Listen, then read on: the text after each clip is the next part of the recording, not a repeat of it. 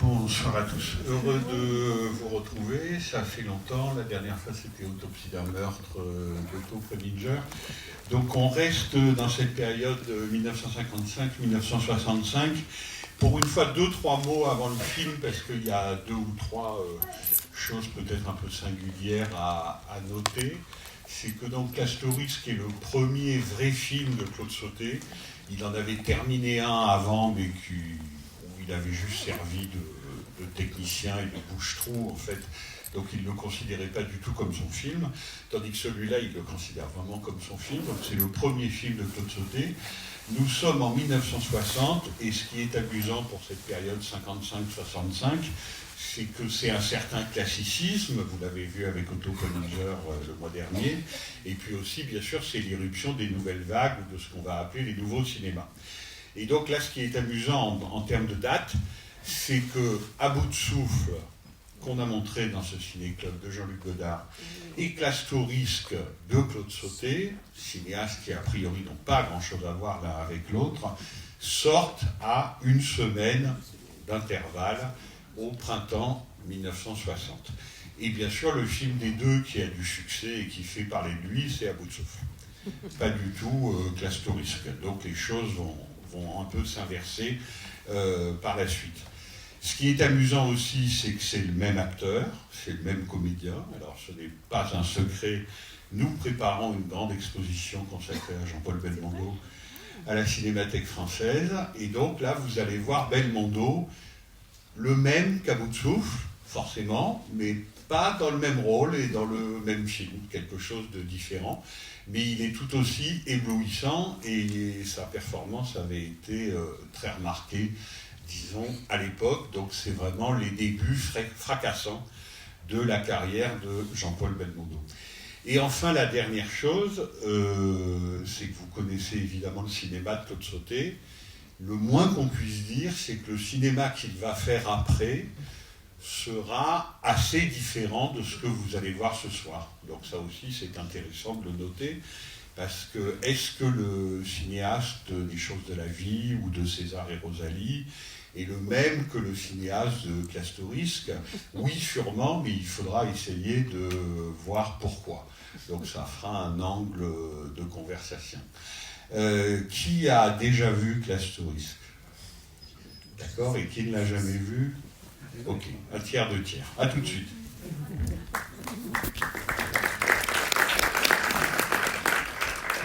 C'est un premier film, quand même, je le rappelle. Donc 1960, jugé assez avec pas mal de désinvolture par la presse quand il sort, donc au printemps 1960. Et puis ensuite, le film a été relancé par une revue, et une revue plutôt minoritaire, disons, ou spécialisée, que voilà, qui est Présence du cinéma. Donc en fait, ça pouvait encore se passer à l'époque. Un film pouvait sortir une première fois, passer relativement inaperçu, et puis être lancé en fait par un petit groupe de critiques qu'on avait coutume d'appeler MacMahoniens, et fonctionner. C'est-à-dire que le film a fini par marcher commercialement et rapporter pas mal d'argent, ce qui était vraiment une divine surprise pour un film qui avait commencé par échouer. Voilà. Alors, Sautet, il a essayé de refaire un film criminel juste après qui s'appelle L'Arme à gauche, qui n'est pas très réussi, que personne ne voit jamais et qu'il tenait vraiment en très faible estime. Et puis en fait, c'est une drôle de carrière parce qu'il faudra attendre 1969 et un film dont au moins, je pense, vous avez entendu parler, qui s'appelle Les Choses de la vie, avec Michel Piccoli, pour que Sautet devienne Claude Sautet, mais très très loin de ce qu'on vient de voir. Puisque, en fait, il a toujours prétendu que le genre policier, disons, avec sa mythologie, ne l'intéressait pas beaucoup. Et effectivement, il a plutôt tenu parole, puisqu'il y est revenu, mais que pour un film extrêmement bizarre, au début des années 70, qui s'appelle Max et les Ferrailleurs, où Michel Piccoli joue un flic qui pousse au crime une bande de petits voyous. Mais Max et les Ferrailleurs, c'est presque difficile de le qualifier de film policier, tellement l'intrigue est originale. Donc ça reste un prototype assez unique dans la carrière de Claude Sautet, mais qui en revanche a des racines profondes dans le cinéma français. C'est-à-dire que le premier qui refait un très grand film avec les voyous, disons après-guerre, pas avant-guerre, mais après-guerre, c'est évidemment Jacques Becker, avec Touchez pas au Grisby. Donc on est en 1954. Et le film que vous venez de voir, c'est très intéressant de le comparer à Touchez pas au Grisby. Parce qu'on sent que Becker, ça l'intéresse. C'est-à-dire que le milieu, les voyous, Pigalle, toute cette mythologie, évidemment, il en fait quelque chose de très personnel. La figure de Jean Gabin, qui reprend sa figure parfois de mauvais garçon, type Pépé le Mocco, disons, d'avant-guerre, tout ça intéresse beaucoup Becker. Sauter, pas tellement. C'est-à-dire que c'est ça qui est frappant dans le film, c'est son côté sec, comportementaliste presque, et un peu démythifié. Et à la limite, là où le film est le moins intéressant, je trouve, c'est quand Davos va se venger à un de tous ses anciens copains. Le film s'effiloche un tout petit peu parce qu'on sent que c'est pas ça qui l'intéresse. Mais quand même, il y a Becker en ligne de mire, donc. Et puis en plus, on est en 1960, c'est aussi l'année d'un film qu'on a passé dans ce ciné-club, qui est le dernier film de Jacques Becker, un film de prison, et un film d'évasion qui s'appelle Le Trou, qu'on a passé il y a quelques mois. Et Becker meurt d'un cancer et ne voit pas la sortie de son film. Et donc, Sautet arrive au milieu de tout ça, quoi, avec Lino Ventura, qui est évidemment déjà une figure du cinéma criminel français, Jean-Paul Belmondo, qui vient d'exploser littéralement avec À bout de souffle. Et le film est amusant si on regarde ses seconds rôles, parce que vous avez des gens qui viennent de l'avant-guerre. Alors il y a quand même deux acteurs de Jean Renoir. Il y a Dalio, qui joue le personnage du receleur avec la fille ou la belle-fille, j'ai jamais exactement compris, qui a l'air de pas aller très très bien, là, celle qui nourrit les chats avec les poissons rouges. Et puis il y a un acteur, ça c'est Bernard Bédoliel qui me l'a fait remarquer, il y a l'acteur de Tony de Renoir, je me souviens plus de son nom, mais si quelqu'un le connaît, qui joue le patron de l'hôtel à Nice.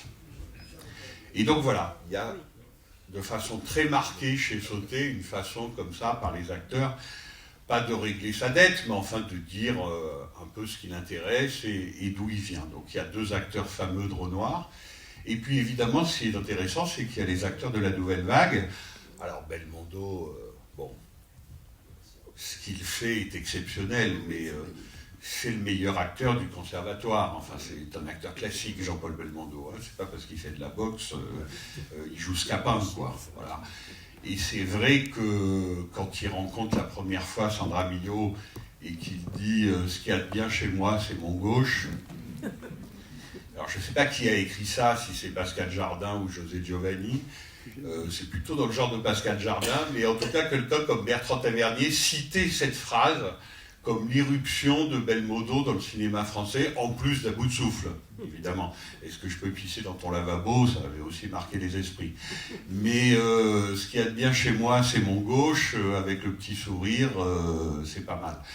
Donc il y a Belmondo, acteur Nouvelle Vague, et puis alors de façon très épisodique, mais elle est curieuse et très bien dans le film, et je pensais à elle avec émotion, parce qu'elle était venue présenter dans cette salle Georges Franju, le film de Jacques Rivette, Paris nous appartient. Il y a Betty Schneider, qui va être la grande héroïne de Paris nous appartient, mais qui sortira de nombreuses années plus tard, et qui est déjà là dans une chambre de bonne, qui est la fille que Lino Ventura rencontre en prenant de l'eau avec son bro. Donc voilà, il n'y a pas que Belmondo, il y a aussi une autre actrice importante de la Nouvelle Vague. Et le film est un peu, je vous parle des comédiens, après je vous laisse parler du film, mais le film est un peu à la confluence de pas mal de choses, quoi. À la fois d'une tradition du cinéma français, du film de gangster, 1960, donc la mort de Jacques Becker, la sortie d'À bout de souffle, l'irruption de Claude Sautet, qui est donc tout de suite reconnu par un certain nombre de critiques. Et le film, voilà, est à la croisée de ces chemins-là, pour vous le situer un peu historiquement. Voilà, maintenant, qu'est-ce que vous en avez pensé ?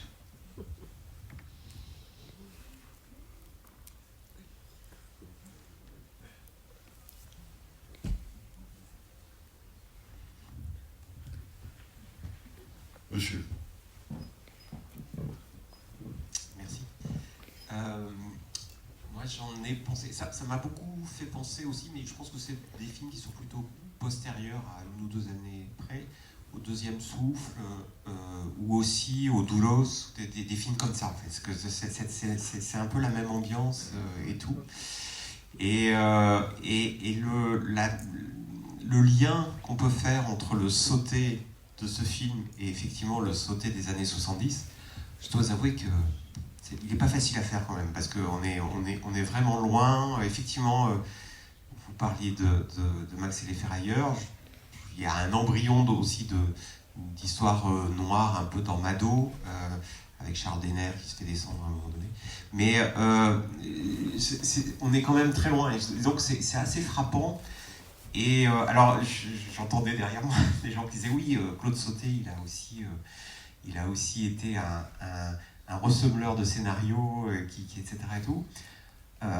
Moi, je me dis, quand on voit, alors peut-être que je le vois aussi avec le regard d'aujourd'hui et tout ça, hein, même si on a le même âge que le film, hein, parce que je suis de 60, c'est quand même le scénario, il est rocambolesque quand même. Hein. Dire, cet enchaînement de circonstances qui se passe, etc., c'est pas très crédible. Et donc, je trouve que ça fait perdre peut-être un petit peu d'intérêt au film, mais dont je retrouve quand même effectivement ce qui me plaît bien, effectivement, ce que vous avez dit, c'est le côté sec. Ça, cette sécheresse, elle est vraiment intéressante.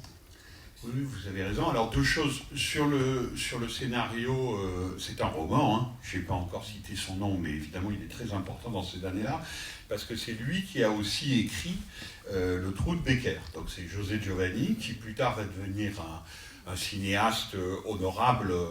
Par exemple, Le Dernier Domicile Connu ou 2 hommes dans la ville, c'est des succès populaires du cinéma français. Mais c'est des films qui se regardent tout à fait, mais ça ne sera jamais un très grand cinéaste, José Giovanni. Tandis que là, évidemment, c'est vraiment ces années de gloire, hein, les années 60, parce qu'il va être adapté par à peu près tout le monde, dont Jean-Pierre Melville. Effectivement, avec Le Deuxième Souffle. Et il devient un peu le continuateur, si vous voulez, de Giovanni dans le roman criminel français et dans le scénario criminel français, des 2 astres d'après-guerre, qui étaient Albert Simonin, d'une part, et Auguste Le Breton, qui étaient à la série noire et qui avaient inventé l'argot, par exemple, que Sautet, par exemple, n'utilise pas du tout. Vous voyez, dans Touchez pas au Grisby de Jacques Becker, quelqu'un qui n'est pas un gangster, ça s'appelle un cave. Là, c'est un vocabulaire que Sautet n'aurait pas même l'idée d'employer. Donc il n'aime pas en fait ça. Il n'aime pas ça, il n'aime pas cette mythologie. C'est quelque chose qui ne l'intéresse pas, donc il s'en défie un peu. Donc il nettoie un peu le scénario de Giovanni, de ce genre de choses, etc. Pas d'argot, Ventura très minéral, très calme, on ne pique pas de colère, on ne surjoue pas. Il est formidable dans le film.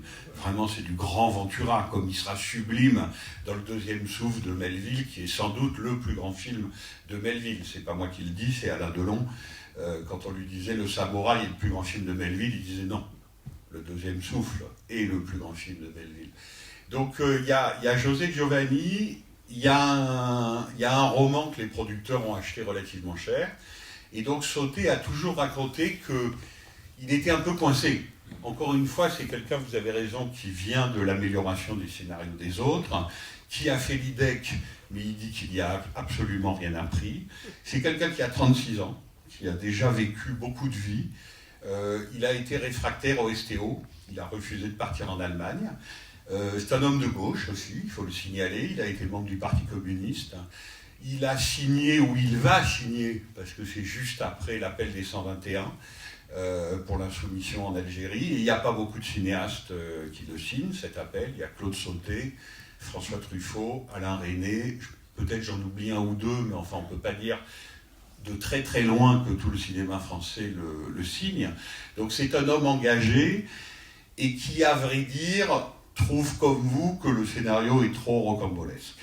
C'est-à-dire que lui, ce qui lui plaît, c'est le début. C'est Milan. Et c'est vrai que le début du film, enfin je ne sais pas ce que vous en avez pensé, mais est très frappant. Parce que d'abord, ils sont dans la rue, donc ça fait un effet comme ça, tout de suite, très nouvelle vague. Comme c'est à Milan, évidemment, ça fait aussi un effet néo-réaliste, et c'est exactement ce que voulait Sauté. Et en fait, Sauté disait que s'il avait pu se débarrasser du scénario, il aurait beaucoup plus allongé la partie milanaise, et que la partie ambulance, puis règlement de compte, il s'en serait bien passé. Voilà. Donc il est assez d'accord avec vous, même en grand professionnel du récit qu'il était, sur le côté parfois un peu laborieux et répétitif du scénario, surtout vers la fin. Et puis c'est le cinéma de l'époque. Alors ça c'est intéressant parce que c'est une production franco-italienne, comme quasiment un film sur deux français à l'époque. Et alors je ne sais plus son nom, mais je peux vous le retrouver. Le producteur italien, qui a un nom rigolo, était le... Je ne sais pas si c'était son mari, enfin peu importe, Sandra Milo était sa femme.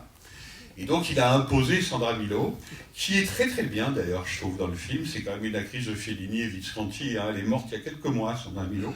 Et c'est une actrice italienne qui a une très belle filmographie.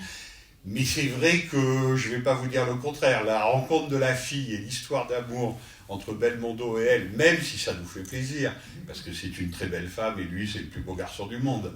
Et donc on les sauve en plus, il ne va pas rester en prison, sa jambe va se remettre, on prend bien garde de nous dire tout ça. Dans cette noirceur absolue, il y a quand même un petit jour là, mais c'est vrai que le personnage de Sandra Milo est artificiel. Il y a ce côté artificiel qui déplaisait fort à Claude Sauté. Et encore une fois, il y a des gens qui s'intéressent au genre. Claude Chabrol, par exemple, s'intéresse au genre. Évidemment, Jacques Becker s'intéresse au genre. Jean-Pierre Melville, on n'en parle même pas. Il est le genre. Et puis, il y a des gens qui prennent le genre policier avec des pincettes. Et c'est plutôt quand même le cas de Sauté, quoi. C'est pas exactement son truc. Alors, ça me permet de répondre à votre deuxième réflexion. En fait, ce qui est amusant, et j'ai beaucoup d'admiration pour lui. Je ne l'ai jamais rencontré, mais j'ai toujours beaucoup aimé Sauté, et à peu près toute sa carrière. Mais c'est vrai que dans ce numéro de présence du cinéma, il dit quelque chose qui fait sourire. Quand on connaît son œuvre d'après, il dit « Je déteste la psychologie ». Alors, pour ce film-là, absolument. Là, il est complètement dans les clous, c'est vrai, etc. Bon, si vous regardez Vincent, François, Paul et les autres... il y en a quand même beaucoup. Et puis en plus, il travaille avec des scénaristes qui sont très estimables, que ce soit Jean-Louis Dabadi ou Claude Néron, ou Paul Guimard. Mais vous voyez, par exemple, Les choses de la vie, dire que c'est pas un roman psychologique, c'est quand même un peu compliqué. Il y a de la psychologie, même si elle est de très bonne qualité. Mais donc, c'est quelqu'un, et là on touche un peu à un des cœurs de son cinéma, qui matine son côté comportementaliste, behavioriste, disent les Américains. Alors c'est devenu un mot qui a un peu traîné partout, mais qui s'applique absolument à Clastoris. Là, on ne peut pas dire le contraire. Effectivement, il y a très peu de psychologie, il y a très peu de passé. Il y en a un tout petit peu, mais il y a très peu de biographie des personnages. Il y a du comportement. Et Ventura est très fort pour jouer ça. Et puis plus tard, je ne pense pas qu'il devienne un autre cinéaste. Mais disons qu'il va beaucoup plus s'intéresser à la vie intérieure de ces personnages, avec des voix off, parfois un peu envahissantes, les grands rôles de Romy Schneider, etc. Donc, il sera toujours partagé entre ça. Montrer le comportement des gens. Donc, par exemple, qu'est-ce que c'est un accident de voiture ? Les choses de la vie, c'est clairement ça qui l'intéressait. Le mec tiraillé entre deux femmes, oui, bon. Quelle banalité quand même, même si le film est émouvant. Mais en revanche, montrer un accident de voiture comme un moment de distraction, si vous voulez, où évidemment toute la vie du héros repasse, mais aussi en faire un morceau de bravoure cinématographique, et tout le monde se souvient de l'accident des choses de la vie, ça fait partie des choses qui l'intéressent. Et donc il sera toujours partagé un peu entre les deux. c'est-à-dire une manière américaine. Son héros, c'est Howard Hawks. Alors, moi, quand on me disait ça, quand j'étais jeune, j'étais comme vous, j'étais mort de rire. Vous voyez, quand on voit César et Rosalie, Howard Hawks. Bon. Eh bien non, je pense que c'est vrai. C'est-à-dire que même si c'est un décor français, des personnages très français, on lui a même reproché d'être franchouillard, à Sauté, pendant très longtemps, pendant les années 70, il a une façon de filmer ses personnages dans l'action, dans ce qu'ils font, donc comment ils gagnent leur vie, par exemple, ce qui est très rarement précis dans le cinéma français. Chez lui, c'est toujours précis. Comment tu gagnes ta vie? Et là, on voit bien que Lino Ventura, il est acculé, il est en train d'être réduit, en fait, à rien, en fait, d'être annihilé, parce qu'il n'est plus rien, il n'a plus d'argent. Donc ça, c'est des questions qui intéressent beaucoup Sauté, et qui vont se poursuivre dans ses prochains films. Donc effectivement, ce film-là ne ressemble pas à César et Rosalie, on voit bien que c'est une autre veine, mais j'en aurais fini parlant de cette réponse trop longue. Il ne faut pas oublier non plus que Sauté est quelqu'un qui était d'une très grande exigence envers ses propres scénarios et ceux des autres. C'est pour ça qu'il était sûrement un si bon recemeleur de scénarios du cinéma français, et qu'il a eu plusieurs périodes. C'est-à-dire que là, vous avez la première période, c'est ce film et le suivant qui est beaucoup moins bon. Ensuite, il y a la période à peu près des choses de la vie qui va jusqu'à une histoire simple, à peu près. Et puis après, il veut changer. Et ça, c'est assez émouvant de voir un cinéaste qui veut se transformer. Alors, il aura beaucoup de mal. Il fera d'abord Un mauvais fils, où on quitte les bourgeois pour aller chez les prolos. Le film est à moitié réussi, mais Patrick Devers, qui est assez formidable dans le film. Il va faire un très mauvais film avec Yves Montand, un de trop, qui s'appelle Garçon. Et Garçon, pour lui, est un tel échec, un échec personnel, c'est pas du tout un échec commercial, un échec personnel, qu'il va y avoir chez lui un très fort désir de renouvellement. Et là, ça sera les films avec Daniel Auteuil, Quelques jours avec moi, Un cœur en hiver, et jusqu'à la fin avec Michel Serrault, Nelly et Monsieur Arnaud. Mais, vous voyez, Nelly et Monsieur Arnaud ou Un cœur en hiver ressemblent assez peu à César et Rosalie ou à Max et les Ferrailleurs. Donc c'est quelqu'un qui a eu au moins 3 ou 4 périodes dans sa vie de cinéaste, et qui, contrairement à ce qu'on a pu beaucoup lui reprocher, avait à cœur de ne pas se répéter, et avait à cœur aussi vraiment un profond désir de renouvellement, qui n'allait pas sans une certaine cruauté. Parce que, par exemple, Piccoli, il l'a largué, littéralement. Il a fait ses grands films des années 70 avec Piccoli et Romy Schneider, en gros, et puis il les a largués, l'un comme l'autre, et il s'est tourné vers des gens comme Daniel Auteuil, Sandrine Bonner, une nouvelle génération de comédiens, comme il a fini par larguer Jean-Loup Dabadi, qui était pourtant un très grand scénariste à sa façon, pour se tourner vers des gens comme Jérôme Tonnerre ou Jacques Fieschi, qui a écrit tous ses derniers films. Donc il y avait chez lui ce désir de, peut-être pas de perfection, mais en tout cas d'accomplissement de son écriture cinématographique, qui ne pouvait pas raconter tout le temps la même chose. Voilà, pour essayer de vous répondre. Alors maintenant, je vous donne juste une clé, parce qu'elle est amusante pour les amateurs de Claude Sauté. C'est ce qu'on appelle une transparence voiture.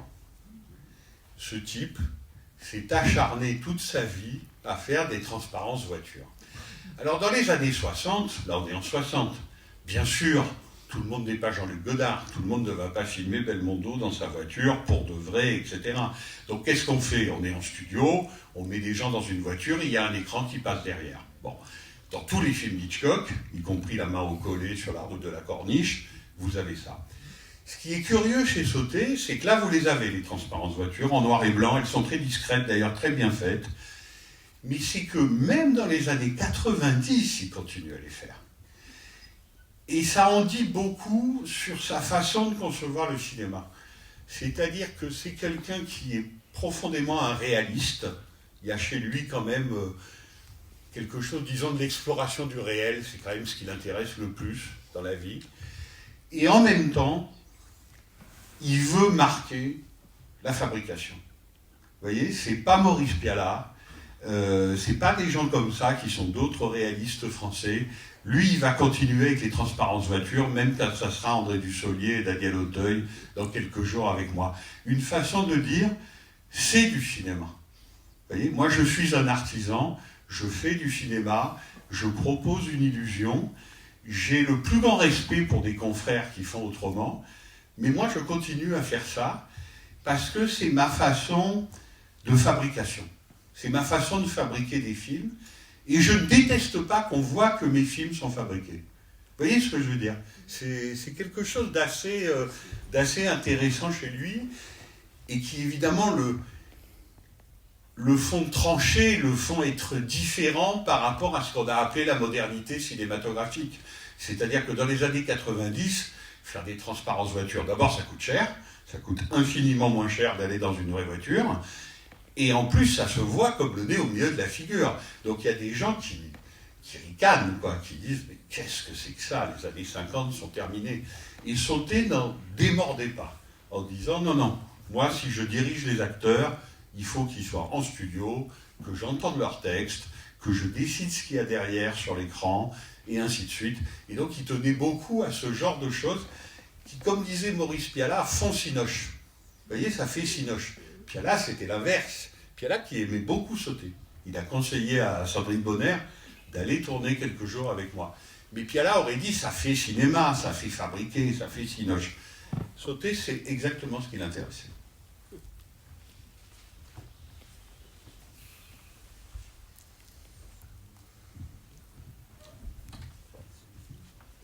Oui, bonsoir, monsieur. Je me suis posé la question du titre. Est-ce que c'est le titre du roman? C'est le roman de Giovanni. Mais j'ai pas compris, en fait, le sens de classe touriste. Parce que, en fait, c'est des histoires de train. C'est-à-dire que le voyage, dans le roman, est encore plus long. Il y a d'abord le voyage entre l'Italie et la France, en passant par Vintimille, donc c'est toute la gare de Milan, etc. Et puis ensuite, il y a l'ambulance.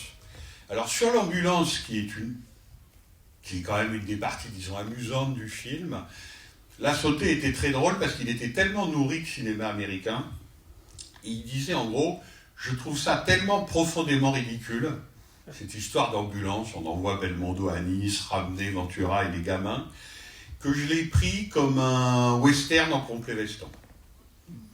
Et effectivement, l'histoire de l'ambulance avec le rendez-vous à la poste à 4h de l'après-midi, Sandra Millot qui s'engueule avec son amant et tourneur, si on comprend bien, puisque c'est une comédienne en tournée. Enfin, il y a des incidents comme ça, les patrouilles de flics qui peuvent très bien figurer des barrages de cavalerie. Effectivement, alors lui avait envie de le voir comme ça, mais effectivement, il y a un côté western en complet veston. Mais pour le titre, c'est le titre de Giovanni, et Classe Touriste, ben voilà, c'est un voyage dont on ne peut pas sortir, puisque ça nous montre un personnage, et c'est ça qui a intéressé Sauté, qui est totalement acculé. C'est-à-dire qu'il n'est même plus un mauvais garçon, il n'est même plus un gangster, il n'est même plus un voyou. Le début, quand lui et son ami assomment les deux receveurs pour leur voler l'équivalent de 500 €, si vous voulez, enfin 3 fois rien, quoi. C'est la déchéance absolue. C'est un peu la force du film et le pari du film, c'est de nous montrer dès le début, dès la première séquence, dès la première image, quelqu'un qui est complètement déchu, mais totalement déchu, et qui n'a aucune chance de s'en sortir. Il dit à un moment, quand on ne peut plus défendre ses couleurs. Vous voyez, donc effectivement, il n'a aucune chance de défendre ses couleurs, et même rester en vie. Alors c'est encore bien pire après la mort de sa femme, qui est filmée, je dois dire, avec une sécheresse et un côté implacable. Vous voyez, n'importe quel cinéaste se serait rapproché, etc. Sauté, le corps tombe, on le voit ensuite qu'il regarde et qu'il étreint, et paf, il coupe, quoi. Il est très sec et très précis. Il y a un refus de trop accentuer l'émotion. Alors bien sûr que c'est émouvant, c'est quand même une mère qui meurt sur une plage en laissant ses 2 gamins.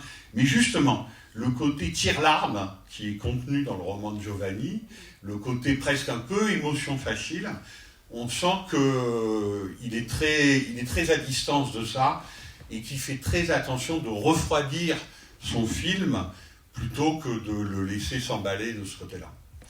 Alors, il y a deux autres remarques que je voulais faire, si possible. Il y a une scène que je trouve très très impressionnante, c'est quand Abel Davos retrouve ses amis, et il y a 4 personnages qui sont mis en présence, où rien ne se passe plus que ça. Mais il va chez celui qui est restaurateur, je crois, et donc il y a les amis. Il tombe la porte. Oui, vous avez raison, c'est très bien filmé, c'est très bien mis en scène. Ça, j'étais impressionnée. C'est effectivement impressionnant. Il faut dire aussi qu'il y a un des plus grands chefs opérateurs du cinéma français qui est plutôt en début de carrière, là, qui est Guylain Cloquet. Et ce qui était bien avec Cloquet, c'est qu'il était très fort pour tourner dans la rue. C'est lui qui a eu l'idée de la fin, par exemple, sur les grands boulevards, où on voit juste Ventura se perdre dans la foule, et qu'en studio, il était tout aussi fort. Donc, de ce point de vue-là, Sauté était très, très content de sa collaboration avec Cloquet. Et troisième chose, j'ai pas vu, de loin, j'ai pas vu tous les films de Ventura, mais je me suis demandé si c'était pas peut-être le seul film où il apparaît aussi vulnérable, aussi en détresse. Alors, pour vous répondre rapidement, un des grands admirateurs du film, qu'il a beaucoup dit, et c'était pas un homme qui avait l'admiration facile, c'est Jean-Pierre Melville. Donc il a adoubé Sauté, si vous voulez. Sauté ne faisait pas partie de la nouvelle vague, ce qui en faisait déjà un spécimen un peu curieux. Entre 1960 et 1963, disons, la plupart des premiers films français se rattachent ou se reconnaissent à une idée de nouvelle vague.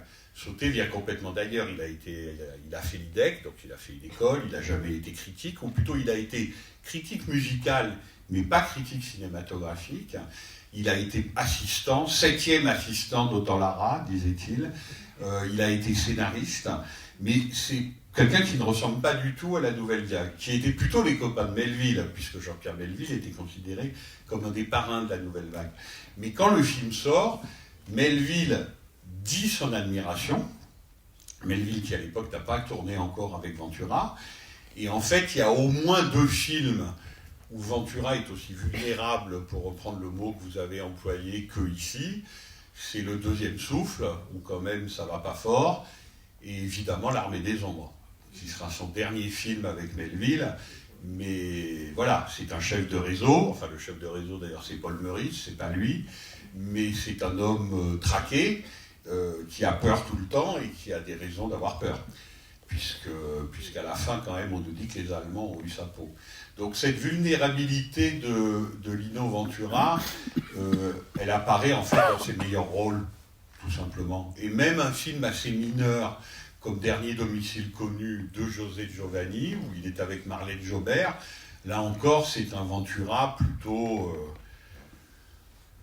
Oui, vulnérable, absolument, qui apparaît. C'est-à-dire que c'est quelqu'un qui vient quand même du spectacle, du sport et du catch. Donc si Lino Ventura a été l'acteur qu'il a été, c'était pas pour jouer les matamores et les fiers à bras, si vous voulez. C'est-à-dire que c'est quelqu'un qui était capable de jouer la comédie, les tontons flingueurs évidemment, mais c'était aussi un acteur qui était tout à fait capable d'en faire très peu, et d'interpréter la vulnérabilité dont vous parlez.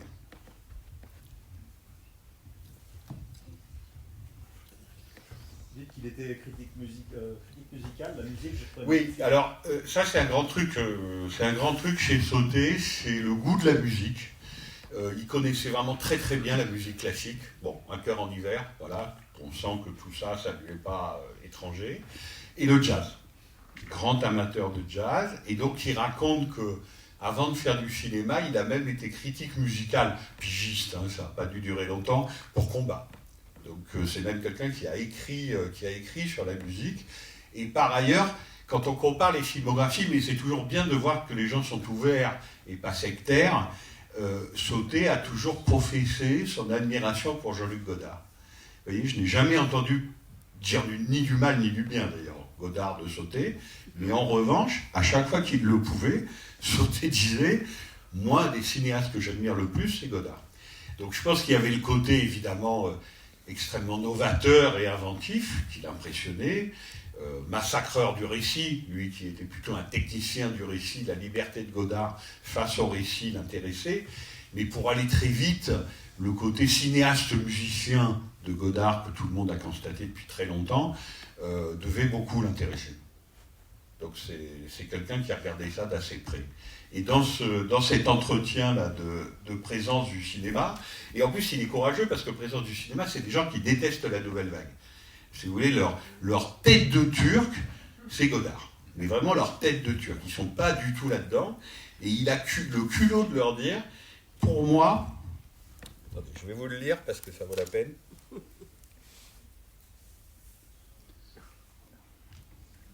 Voilà. On lui dit, vous apparaissez en contradiction avec les valeurs cinématographiques prétendues établies. En gros, on veut lui faire dire du mal de René et de Godard. C'est ça l'idée derrière la question. Et voilà ce qu'il répond. Pour moi, il y a eu un événement dans le cinéma français depuis la guerre, c'est À bout de souffle. J'avais une mémoire du cinéma avant À bout de souffle, et depuis j'en ai une autre. Vous voyez, on ne peut pas faire plus grand hommage, et il y a des gens dont, si vous voulez, les ennemis jurés, c'est Alain Resnais, Michelangelo Antonioni et Jean-Luc Godard. Alors, sur Resnais et Antonioni, pour être honnête, il ne fait pas sembler d'aimer ça. Il dit, c'est très fortiche, mais je reste complètement extérieur. Tandis que Godard, quand même, pour dire qu'il avait une mémoire du cinéma français qui change avec À bout de souffle, c'est dire quand même le degré d'admiration. Donc je pense que c'était quelqu'un d'ouvert. Prends un micro. Il travaille avec le monteur de Resnais, hein, quand même. Oui, oui. Tout à fait. Non, ce que je voulais dire, c'est par rapport à ce qui se disait au début de la séance, c'est-à-dire le lien, enfin l'admiration qu'il avait pour Hawks, et la question de la psychologie. Il y a une chose qui n'est pas traitée psychologiquement, mais qui est peut-être ce qui traverse quand même tous ces films, et jusqu'à Un cœur en hiver, et à revoir celui-là aujourd'hui, c'est quand même la question de l'amitié, et là, enfin, le lien entre Belmondo et Ventura dans le film. Oui, mais tu vois, ça c'est intéressant, par exemple, parce que moi je pense la même chose que toi. Elle est très belle, cette amitié, effectivement. Ils n'ont pas tout à fait le même âge, Ventura est un peu plus vieux que lui. Mais en fait, Sauté, dans cette interview-là, de présence du cinéma, ne marche pas non plus à ça. C'est-à-dire que eux, très amitié virile, etc., les valeurs masculinistes, pour le coup, ils étaient quand même très de ce côté-là, présence du cinéma. Ils lui disent ça, ils lui disent quand même cette amitié magnifique, là. Il dit pas du tout. Belmondo, dans le film, c'est pas un truand, c'est pas un membre du milieu, c'est un indépendant qui voit la vie avec une certaine désinvolture.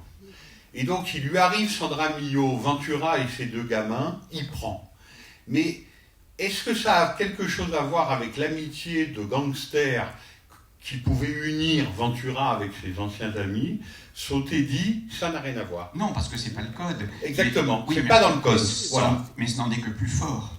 Exactement. C'est-à-dire que la manière dont justement, Bon, il réagit quand son ami est menacé, c'est justement d'autant plus fort que c'est pas le code du film policier. C'est exactement ça, c'est-à-dire que c'est des gens qui se choisissent individuellement et pas parce qu'ils feraient partie d'un code d'honneur ou d'un milieu que Sauté trouve grotesque, effectivement.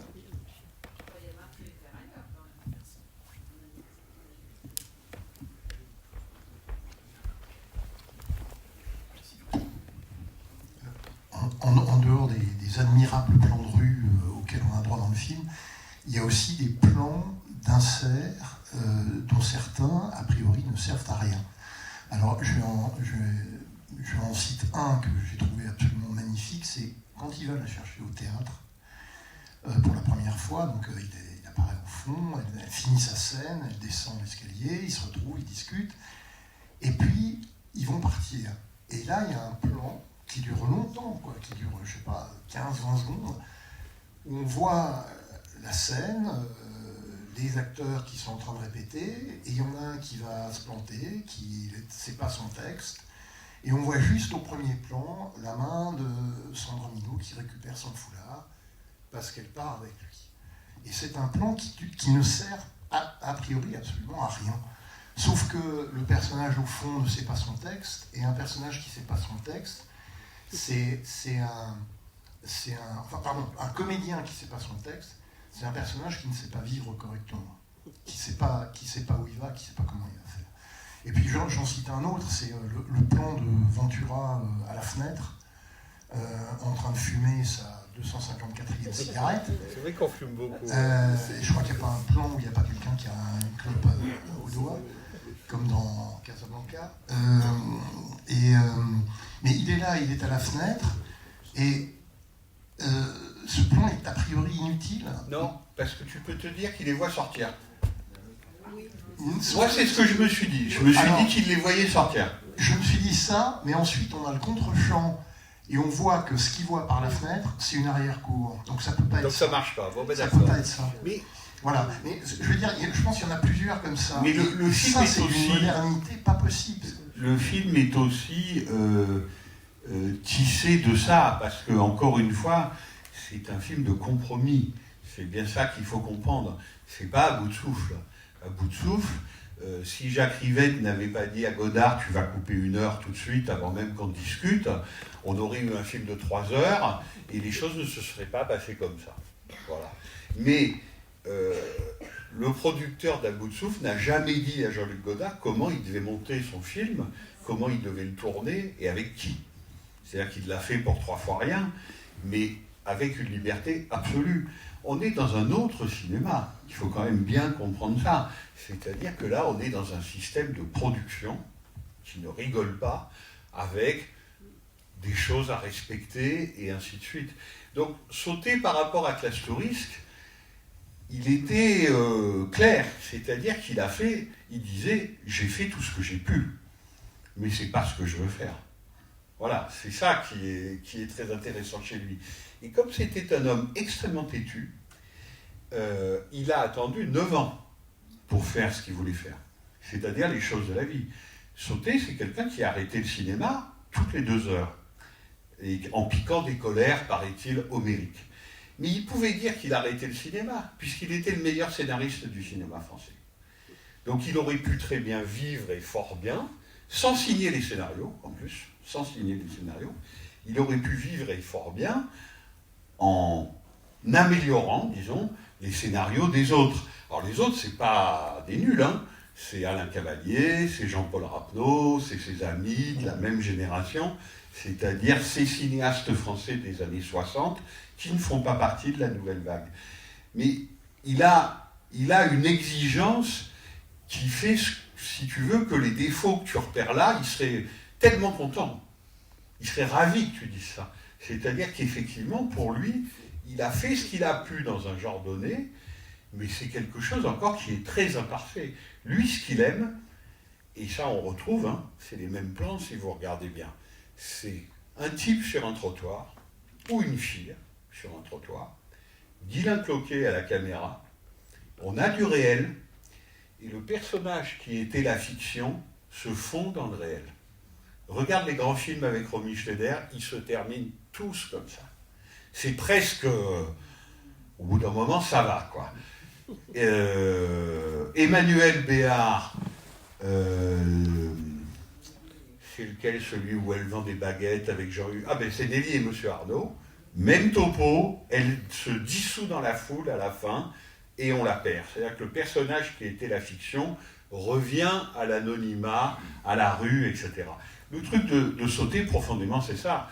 Et c'est pour ça d'ailleurs que c'est bien que tu m'aies fait remarquer ça, parce que ça répond à la question de monsieur tout à l'heure. Le dernier plan de ce film est profondément le sauté mature des années 70 ou des années 90. Là, il est à son affaire. C'est-à-dire que lui, s'il avait pu faire le film qu'il voulait faire, il aurait fait Milan, c'est-à-dire qu'il aurait fait le néoréalisme italien, qui évidemment, comme tout jeune homme cinéphile et de gauche, disons, en 44-45, l'avait totalement bouleversé, et il aurait fait Paris. Et il aurait fait beaucoup moins de studios et beaucoup moins de gangsters. Mais encore une fois, on est dans une production traditionnelle du cinéma franco-italien. Et je trouve que de ce point de vue-là, la réussite est exceptionnelle. C'est-à-dire qu'un film aussi dégraissé, disons, voilà, dégraissé, il n'y a quand même pas beaucoup de graisse, quoi. Et par ailleurs, la façon dont il a de traiter les personnages, le personnage de Dalio, par exemple, qui revenait de son exil américain, parce qu'il avait passé la guerre et même après il était un peu resté à Hollywood. On retrouve le marquis de la Chênaie. Enfin voilà, il y a des expressions chez Dalio qu'il saisit où il est quand même extrêmement précis.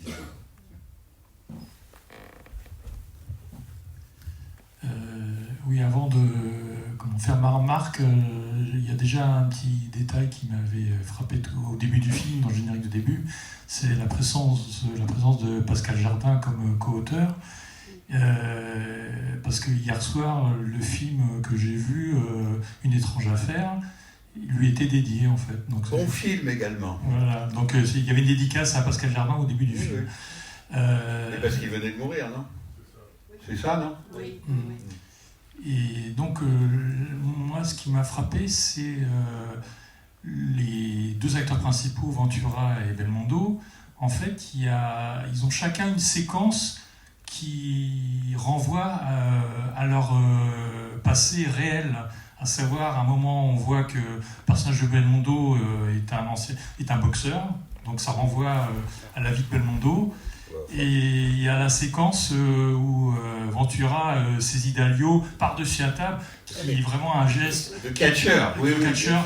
Donc en fait, ça vraiment impose le côté prolétaire des personnages, ce qui va beaucoup changer après avec la suite de la carrière de Sauté. Donc en fait, ça dépend, vous savez, parce qu'encore une fois, un mauvais fils, Yves Robert, il travaille sur un chantier, et son fils aussi. Hein. Vous voyez, le côté bourgeois ou grand bourgeois des films de Sauté, c'est vrai pour 5-6 films. Mais si vous en prenez d'autres, c'est beaucoup moins vrai. C'est quelqu'un qui avait aussi cette ambition-là. Alors après, est-ce qu'on y arrive ou pas? C'est une discussion. Moi, j'aime bien Jacques Fieschi, qui est son dernier scénariste. Et il me dit, mais quand même, Emmanuel Béard en train de vendre des baguettes, tu y crois? Parce qu'il est assez dur avec son propre travail, Jacques. Et ça se discute. Vous voyez, vous parlez de prolétaires, voilà, un emploi comme ça dans les services, mal payé, mal considéré. Mais il essayait. C'est-à-dire que c'est quelqu'un à qui on a beaucoup reproché de ne montrer que la bourgeoisie. C'est pas vrai. C'est pas vrai. Même dans un mauvais film comme Garçon, Yves Montand, il est serveur de brasserie. C'est pas la bourgeoisie. Vous voyez, donc, et par ailleurs, quand même, je vous signale quelque chose, c'est que sur le côté prolétaire, Lino Ventura, oui. Belmondo, pas du tout. Hein. C'est un fils de bourgeois du 14e arrondissement. Hein. Son père est sculpteur, il fait le conservatoire, il fait de la boxe. Mais c'est pas pour ça que c'est Mike Tyson, hein, pas du tout. Hein. Voilà. Non, mais donc vous voyez, c'est plutôt un fils de famille, Belmondo. Voilà. Mais bon, en fait, ces deux détails qui renvoyaient au passé des comédiens, en fait, je voulais savoir si c'était un souhait vraiment de Sauté ou ça vient plutôt des scénaristes, en fait. Je pense qu'il était très fort avec les acteurs. Les gens Personne n'a jamais refusé quoi que ce soit à Claude Sauté. Enfin, les gens voulaient tourner avec lui, parce qu'évidemment, c'était un formidable directeur d'acteurs, mais il faut bien voir que Belmondo, là, c'est un absolu débutant. Mais vraiment un absolu débutant. À bout de souffle va tout changer, et là, il partage presque la vedette avec Ventura, mais c'est quelqu'un qui arrive, quoi. Mais justement, c'est surprenant qu'il y ait c'est quand même un clin d'œil à Belmondo, et vous soulignez que c'est un acteur qui est encore au tout début de sa carrière, c'est quand même lui faire un énorme honneur que de faire un clin d'œil à sa vie réelle. Bien sûr, mais c'est tout Sauté. C'est-à-dire le côté, le comportement. Ah bon, tu fais de la boxe? Eh bien, ce qu'il y a de bien avec moi, c'est mon gauche. C'est une des plus géniales répliques du cinéma français. Pas parce qu'elle est très bien écrite, elle n'a aucun intérêt, mais parce que la façon dont il le dit, avec son sourire et ses oreilles décollées, ce qu'il y a de bien avec moi, c'est mon gauche. Alors ça, pour séduire une fille, je ne l'avais jamais entendu. En fait, on peut faire un lien avec l'admiration qu'a Sauté pour Godard, en fait, dans ce clin d'œil? Non, parce que Belmondo était un jeune acteur dont on commençait à parler, qui était sur le marché, mais Sauté a découvert à bout de souffle en salle. Voilà, alors peut-être qu'il... Alors, ce que je ne sais pas, en fait, là où je ne sais pas vous répondre, c'est l'ordre. Je ne sais pas si Belmondo a tourné d'abord Classe Touriste ou d'abord à bout de souffle. Là, vous me collez. Il faudra regarder. Mais tout ça se fait dans un mouchoir de poche. Je vous prends le micro. Voilà. Alors, ce que vous avez dit sur le néo-réalisme est très éclairant pour moi, et je vous remercie. Moi, il m'a semblé que la direction, vous faites allusion à la direction d'acteur, et je trouve que ça ne s'arrête vraiment pas à Belmondo et Ventura. Les gangsters, vous les traitez un petit peu sont excellents, parce qu'ils sont absolument pas bavards, et c'est d'une puissance, ces personnages qui sont en proie à une certaine culpabilité, une réflexion, avec pratiquement, dans le cas des gangsters, zéro dialogue. Et ça, j'ai trouvé que ça aucun pittoresque, et je trouve que ça tranche vraiment sur le cinéma de cette époque-là. Et c'est le premier film de Sauté que je vois. Hein. Mais j'ai été complètement ébloui par ça, et enfin ça, voilà. Vous me direz à l'occasion, si vous en voyez d'autres, ce que vous en aurez pensé. Parce que comme vous l'avez compris, ils sont tellement différents, en tout cas au premier abord quand même, que voilà, si vous voyez, disons, des sautés classiques des années 70 ou des années 90, vous verrez si vous retrouvez ce côté sécheresse qu'il peut y avoir, sécheresse de style, mais aussi très grande maîtrise de style qu'il peut y avoir dans Classe Touriste.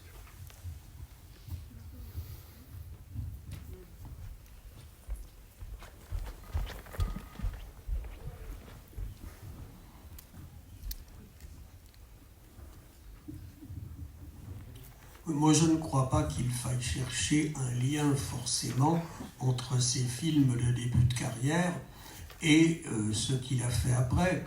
Et il est clair que là, on a affaire à un cinéaste qu'on ne peut pas qualifier de jeune, parce qu'il a, je crois, largement dépassé les 30 ans quand il fait Classe Touriste. Mais, 36 exactement. Oui, mais bon, vous l'avez dit, c'est le personnage qui admire un certain cinéma américain, celui de Hawks, qui admire le cinéma comportementaliste, comme vous l'avez dit, qui admire aussi Renoir. Il a d'ailleurs dit que il avait eu le bonheur de prendre des acteurs, Dalio et puis Blavette, qui joue le personnage qui loge Lino Ventura et ses enfants à Nice. Mais donc, ensuite, on conçoit très bien que, d'abord, après l'échec que ça a eu, l'échec critique, parce que en dehors d'un article, je crois, de Bertrand Tavernier, quand le film est sorti, il n'y a pas eu grand monde pour le défendre. Ce qui, je crois, fait aussi la différence, c'est que il a besoin, je crois aussi, vous avez parlé de l'autre film qu'il a fait après, L'Arme à gauche, que moi je ne trouve pas si déshonorant. Et s'il y a quelque chose qui ne marche pas dans celui-là, c'est parce qu'il y a un seul personnage, Lino Ventura, est très solitaire dans ce deuxième film, alors que là, il faut qu'il s'appuie sur les deux. Claude Sautet, dans le livre d'entretien qu'il a fait avec Michel Bouju, disait que la partie, à partir du moment où on arrive en France, il trouvait que c'était moins bien, que c'était plus faible. Et moi, je ne suis pas d'accord, parce que c'est là qu'arrive Belmondo, justement, et l'apparition de Belmondo donne un deuxième souffle au film, de façon qui est, je crois, tout à fait remarquable, mais il a besoin justement de s'appuyer sur deux acteurs. D'ailleurs, là, s'il y a un lien avec la suite de sa carrière, c'est que souvent, il s'appuie sur deux personnages. Dans Un cœur en hiver, c'est Auteuil et Dussolier. Donc, le fait qu'il prenne appui sur deux personnages est très important. Bon. Ce qui me paraît aussi important, c'est le rôle de Giovanni, parce que vous disiez, oui, alors ce n'est pas du tout le genre de film où on va sacrifier à l'argot des... Mais je crois que chez Giovanni, si l'on prend justement le trou, comme vous l'avez dit, si l'on prend le deuxième souffle, il n'y a pas du tout de folklore d'argot. Non, je suis d'accord avec vous, absolument. Je parlais plutôt de Le Breton ou des choses comme ça. Mais chez Giovanni, il n'y a pas ça. Mais on va en finir, si vous voulez bien, sur Giovanni. Giovanni, c'est quelqu'un qui a été très important par ses romans. C'est-à-dire que presque tous les romans de Giovanni ont donné des films intéressants. Maintenant, je le dis sans aucun mépris, hein, c'est quelqu'un de très honorable, mais il n'est pas devenu, disons, le cinéaste qu'il aurait voulu être. Et quand il disait, par exemple, que Melville l'avait trahi, bon, voilà, il avait pour coutume, disons, de ne pas être très content des adaptations de ses livres, qu'en faisaient des cinéastes qui, à mon avis, sont quand même plus importants que lui. Voilà, je ne crois pas que ce soit le cas pour Le Trou. Oui, non, mais en particulier pour Le Deuxième Souffle. Voilà. Oui. Mais il y a un côté comportementaliste aussi dans les romans de Giovanni que l'on va retrouver aussi bien dans Le Trou que dans Classe Touriste. Absolument.